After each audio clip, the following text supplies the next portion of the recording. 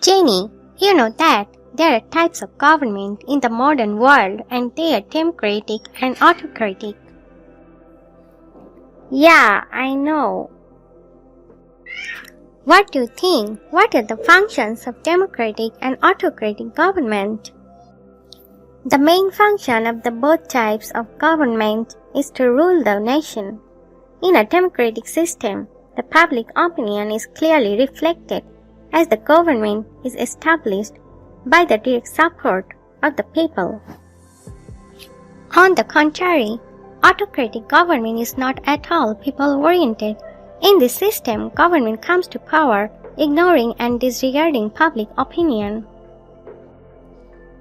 In a democratic system, government cannot be despotic, as the citizens of a country can change the government cannot be despotic, as the citizens of a country can change the government and establish a new one in accordance with their needs.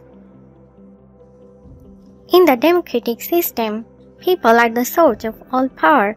On the contrary, in an autocratic system, the government comes overpowering the established government.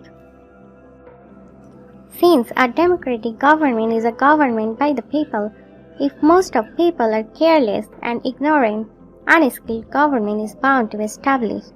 Some says that it is a rule of the ignorant people. On the other hand, if a despotic government becomes moral and ideal, the people can be more benefited. A democratic government is suitable for the conscious and educated people. However, the success of a government depends on the mentality of the people and the members of the government. Yeah, you are right. Thanks. You are most welcome.